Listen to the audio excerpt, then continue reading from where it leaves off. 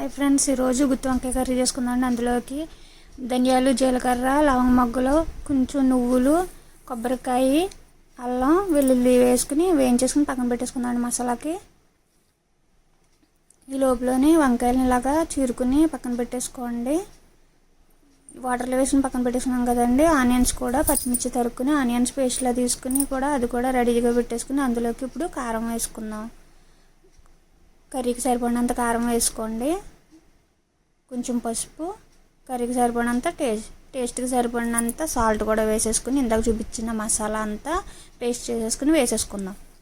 అదంతా ఒకసారి కలిపేసుకుందామండి. మొత్తం ముద్దలాగా కలిపేసుకుని ఇంకో వంకాయల్లో పెట్టేసుకుందాం.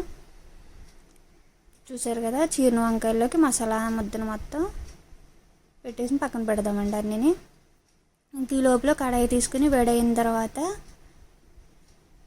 చూసారు కదా, కడాయి తీసుకుని వేడైన తర్వాత ఆయిల్ వేడైన కొంచెం జీలకర్ర, కరివేపాకు కూడా వేసుకుని చిటపట్లాడిన తర్వాత మసాలా పెట్టిన వంకాయలన్నీ కూడా అందులో వేసి వేయించేసుకుందాం. మూత పెట్టేసుకుందామండి.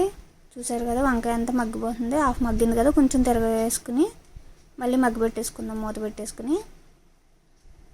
ఈ లోపల కొంచెం పేస్ట్ మిగిలింది కదండి, ఆనియన్స్ మసాలా పేస్ట్ మిగిలింది కదా, కొంచెం ఆ పేస్ట్ని కూడా పైన అంతా వేసేసుకుందాము. ఒకసారి మూత పెట్టేసుకుంటే అది కూడా మగ్గిపోతుంది. ఇప్పుడు గ్రేవీకి సరిపడినంత వాటర్ వేసేసుకుందాం. కొద్దిగానే ఆల్రెడీ వంకాయలన్నీ మగ్గిపోయినాయి కాబట్టి కొంచెం వాటర్ వేసుకుంటే సరిపోతుందండి.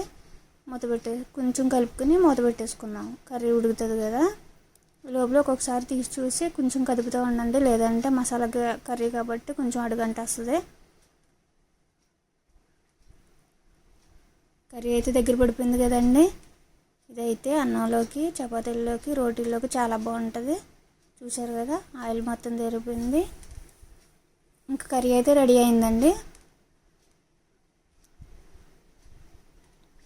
ఇంకెలా ఉండగానే స్టవ్ ఆఫ్ చేసుకుందాము. నాకు గుత్తి వంకాయ కర్రీ నచ్చితే లైక్ అండ్ సబ్స్క్రైబ్ అండి.